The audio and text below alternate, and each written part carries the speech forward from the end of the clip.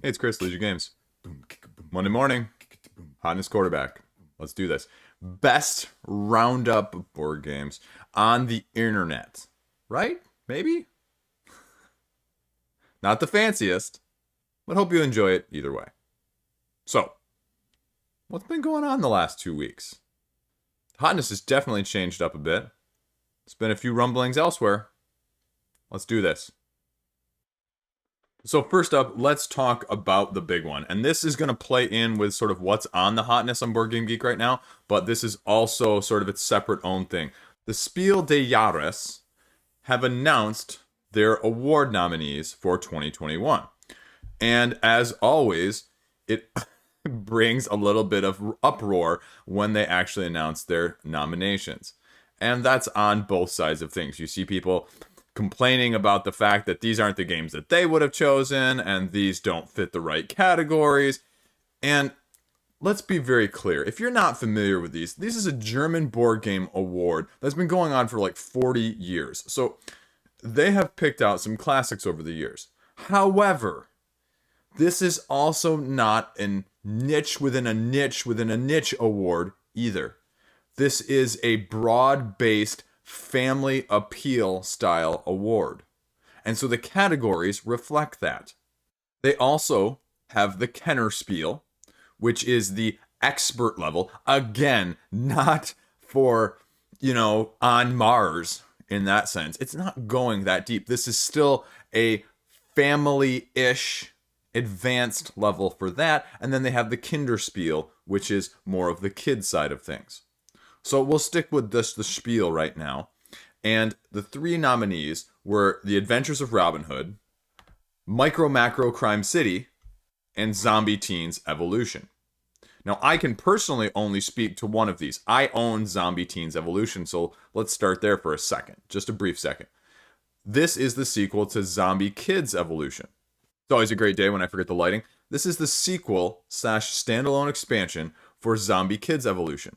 And I will argue that, and this is like a whole separate video of mechanisms that need to be used more often. Secret envelopes. There's nothing like secret envelopes that gets kids, or even, let's not kid ourselves, adults, Gloomhaven, I'm looking at you, that want to get them to play it more in order to reveal what's in there.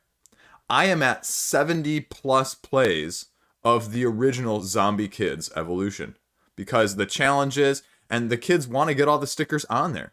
Same thing as this, and this is a step up from Zombie Kids. It is. If you have kids, this is an absolute must when they get of this age, period. It teaches them beyond the regular stuff, beyond the roll and write, the strategy. It gives them that without being overwhelming. And it's fun. It is. And that's why the kids love it too. And the mystery envelopes just make it all that much better. Is it going to be everybody's? No. But if you got kids, this is a slam dunk, both of these games. The price per play is insane on these games. Yes, they're a little bit of legacy-esque, so after you finish all of the missions and all of the variabilities that you can do, yeah. But I got like 70 plus plays out of this game for $20. How many of your games can you say that about? Especially if you're getting time with the kids. Anyway, side note there. MicroMacro Crime City is sort of the Where's Waldo crime scene sort of game. It's been very hard to obtain lately. People were hoping that with this announcement that there would be more of a reprint or broaden the availability of it going forward. So we'll see what happens from that side of things. And The Adventures of Robinhood doesn't even have an English release yet. It's more, again, for these awards, they are not games that have been released, period. They are games that were released to the market in Germany that year. And so that's why this game is on the list. And this is a cooperative Robin Hood game from the guy who brought you Legends of Andor. So, guy who knows a thing or two about cooperative games. That was the Spiel. So what about the Kennerspiel? The next level, the next higher degree of advanced difficulty or strategy. So the three nominees right now are Paleo, the cooperative Stone Age setting game that Shut Up and Sit Down talked about a few weeks ago. Then you have Lost Ruins of Arnak, the deck building worker placement style game. That's jungle setting, so uniqueness in there and mechanism. And then you have Fantasy Realms, the card management set collection game that Red Rising, Stonemeier's latest game, is based on. So those are the 3 advanced. Now again, disclaimer, I mean, we're not talking about super advanced. Like, people are all always up in roar, like on the Board Game Geek forums and on Reddit threads, like, oh, these awards are awful. These awards are crap. They're not good. They're not choosing good things. They're not choosing the right things. This is an advanced category. People who are saying that clearly do not have a knowledge of what the awards are based on. And like I said, these are not niche within a niche awards. These are broad, German-based market appeal awards. And so for that, it makes a lot of sense. Now, they also did the Kennerspiel, the kids' games. I'm not going to talk about those, but the list is out there as well if you want to look at it. That is why several of these games right now are trending on the Hotness. Because whatever you think about them, the awards are well known. They've got a good pedigree. They don't pick bad games. It means something. I mean, these are stickers that people are putting on games still to this day. I mean, Kingdom Builder, right? Putting that sticker on right away. That's what actually got me into the hobby. One of my first non-main market games was Kingdom Builder because I saw, oh, this award little sticker thing is on it. That means it must be good, right? I mean, it definitely has that appeal to people. So there you go. Next up is Destinies, the renamed Time of Legends from Lucky Duck Games that has now been renamed and is getting sent to backers as we speak in the various stages of fulfillment. And the reviews have been overwhelmingly positive so far. I believe the Four Corners from the Dice Tower just put out their reviews as overwhelmingly positive in this past week. Now, this is a little bit of a different take on the storybook game because this is a competitive, story-driven adventure. It is self-described a character-driven, RPG-esque, Destiny-driven, level-up, story progression app-based game. The other caveat being, you don't need a game master in that sense. The Destiny mechanism is what they're calling it for this new series of games. The scan and play, as you have seen maybe with their other series, Chronicles of Crime, it is incorporated in this in order to drive an ever-changing world around you in order to quest and interact and just adapt as you progress.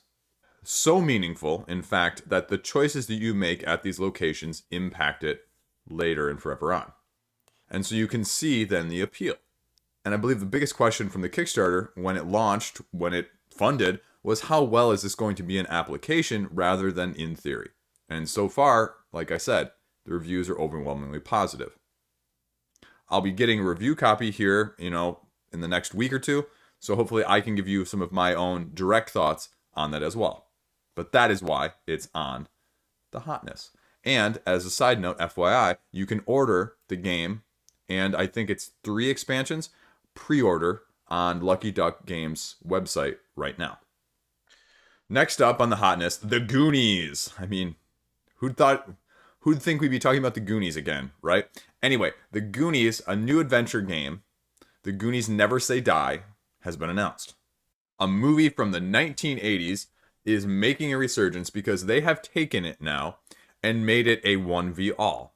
One of you is playing as the GM and taking control of the bad guys, whatever bad guys you want from the Goonies series, and you are playing against anywhere from 1 to 4 other players as this game plays 2 to 5.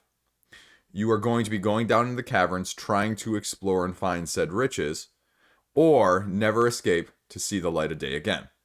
There are 9 different scenarios or adventures that they're going to be offering in this base game.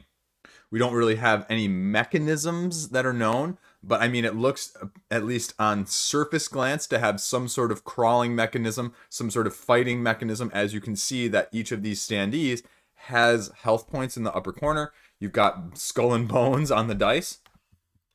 And here's a little bit more of the GM screen in terms of the map and the layout and the guys that they're holding in reserve.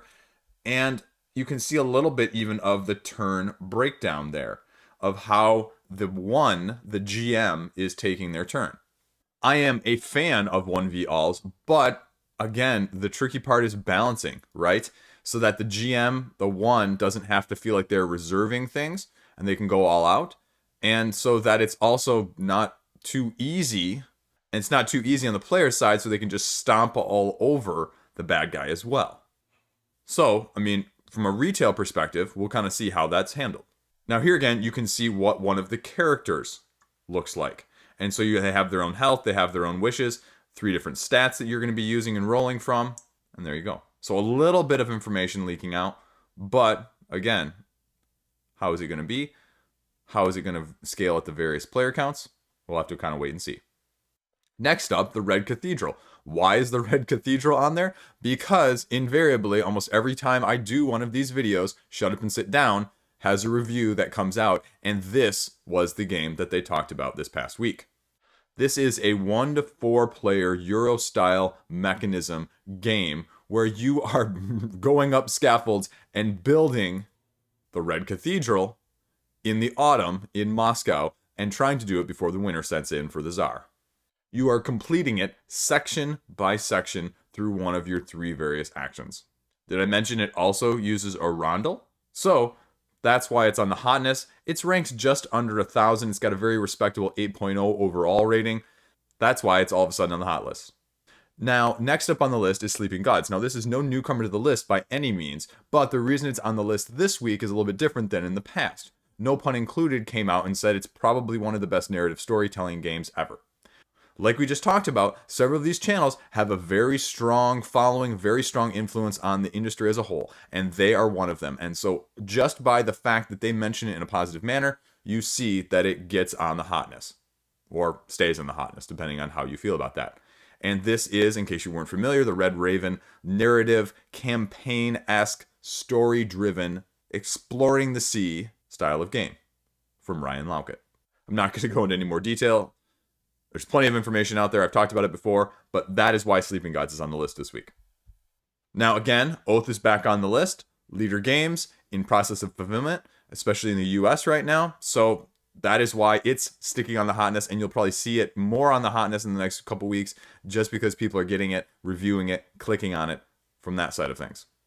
That is a big chunk of what's on the Hotness. Now, what else has gone on in the last 2 weeks? Well, this past week, Chip Theory Games sort of threw up this teaser and said, hey guys, more in 2022. Now, if you're not familiar with what this symbol is, this is the Elder Scrolls from Bethesda. Skyrim. Ring a bell? So that is why people are all of a sudden salivating. Now, the question is going to be, obviously Chip Theory Games has a very select niche in what type of product, but also the type of game that they do. And we already know that there is a miniature-based driven game going to be coming out this summer on GameFound. So what is the overlap going to be? What is the difference going to be? They just sort of teased it and said, hey, see you in 7 or so months, at least, before we give you more information. So that's out there now, and it has people salivating. So that's why people are talking about it.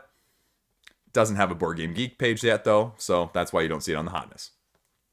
Next up on the news, if you're not familiar, Renegade Games Studio has released teasers, and I believe pre-orders as well, for the latest iteration from the IP of Transformers. And in this case, they're going to be doing a deck building game. Now, this is different from even less than 2-3 years ago, there was a trading card game done of Transformers that got all the rage really quick, and apparently it fizzled out pretty quickly too, because now we're getting a deck building game.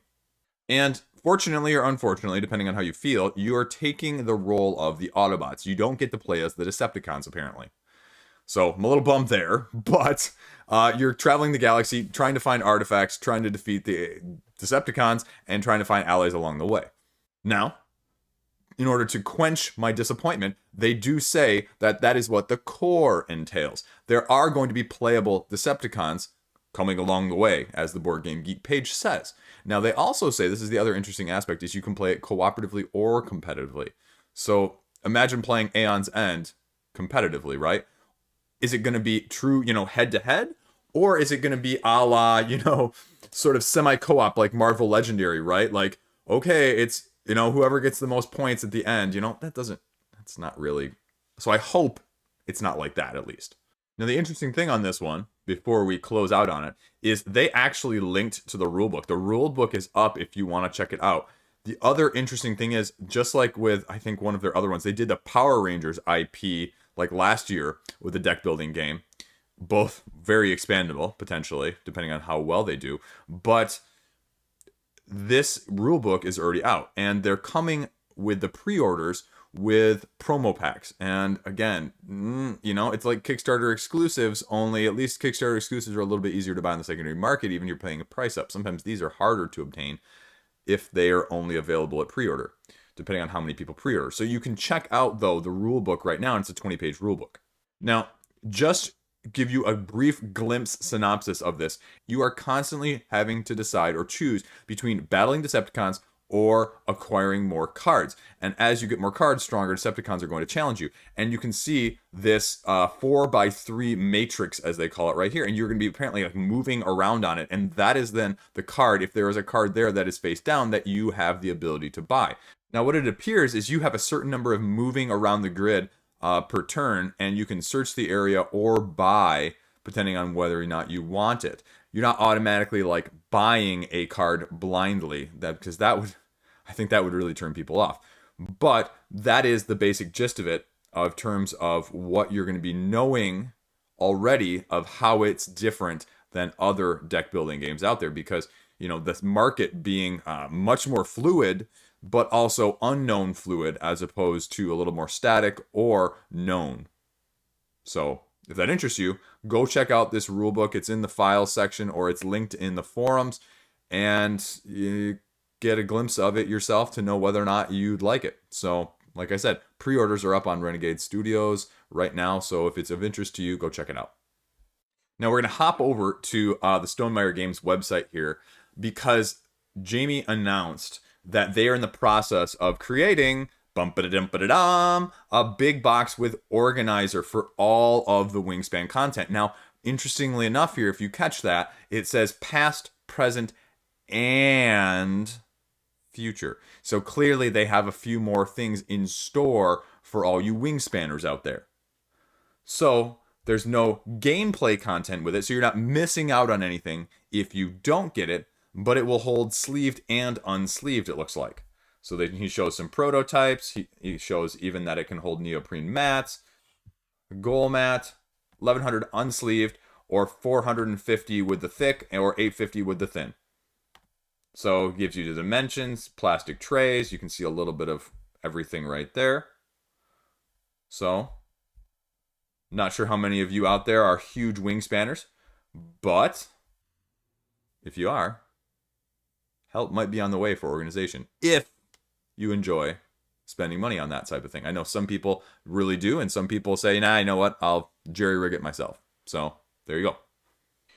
Now, to the other end of the spectrum, over to CMON. CMON just announced over the weekend that they are collaborating now with Netflix. So this should be really interesting, right? They're collaborating on a new Zombicide game from the movie that just came out this past week, Army of the Dead, starring our favorite Dave Bautista, because he's awesome. Anyway, side note. People are mixed on that, I think, right now, because I think people were hoping for something new or different. And this is, the Romero Zombicide-esque. They already did that. And what flavor is this going to give it of that much difference than what we've seen previously? The other concern, obviously, is you tie into a known IP, just like we've discussed with other companies like Steamforged, and said, how does that affect the product? How does that affect the bottom line? Because sometimes in IP-based things, the cost is a little bit higher for what you're getting than in non-IP based things. Say what you will about that. That's just the truth sometimes. Now, I guess when you scroll down to the bottom here, the description that they give does give hopefully a little bit of delineation of what it's going to look like different, because this is going to be scenario based, and you are going to be trying to make your way to a vault of money, which is the whole premise of the movie in the first place. And they're going to be both scenes from the movie that they're recreating, but also off-screen moments as well. They also say that maybe this is the other slight difference as opposed to the other Zombicide games where zombies are sort of passive, where they're sort of rambling, you know, putting slowly towards you, that they're going to be a nonstop attacking. So maybe if the momentum and the hordes of zombies are more unrelenting, people will enjoy that more. I don't know. I don't know as a non-Zombicide person if that is a make it or break it, or how people feel about sometimes the pace of Zombicide compared to other dungeon crawl-esque type games of the same ilk.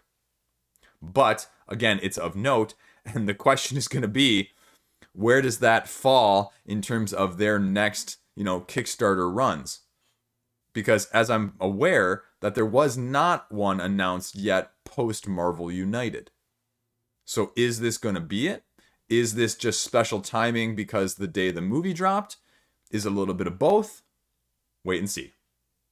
So now we're going to depart a little bit from game-specific news to gaming in general news. GenCon, going on September later this year, a couple big names have all of a sudden decided to drop out. Asmodee, and I'm assuming most of their related properties like Z-Man Games, but also Kingdom Death.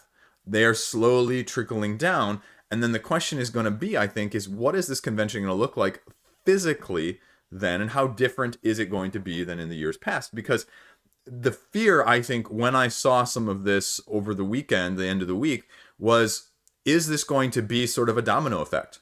You know, one person says they're not going to be there, and then other people look around and say, if they're not going to be there, I don't really want to be there. Or is it worth us being there? Like, it's, you know, you can see them sort of knocking over. So the question is, between now and September, which honestly is still, you know, 4 months away at this point, are we going to see more dominoes fall? Obviously, if you see more dominoes fall, is that going to affect the person count that then is there? And then it's a this count, right? So what's going to happen with it from that side of things?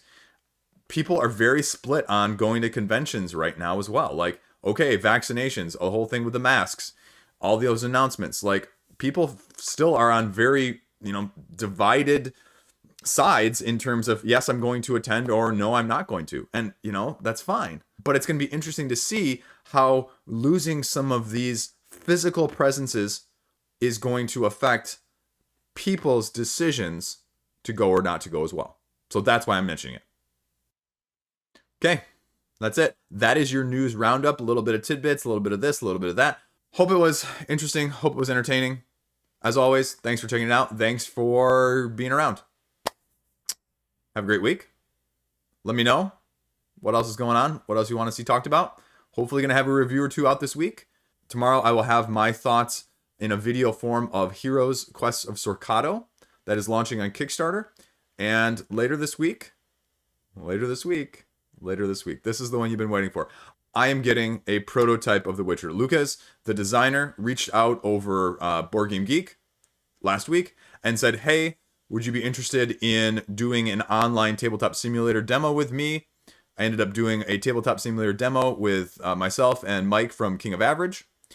And I am getting one of said prototypes sent from me from one of the other reviewers. So obviously I won't have anything on the day of launch, but hopefully within a week, week and a half of it launching, I'll have a video out there with my full thoughts, more than just the round or two that we played on Tabletop Simulator this past weekend. So there you go. Breaking news, right? Got to throw it on the news video in the first place. So if that interests you, again, you'll see it. I'll have it out for you as soon as I can. And whatever else comes along the way. So there you go. I'm excited about this one. Okay. Thanks, guys. Thanks for watching. Thanks for tuning in. Thanks for the clicks. And let me know in the comment section below what else you think or what else is going on. So thanks. Have a great day. Stay classy.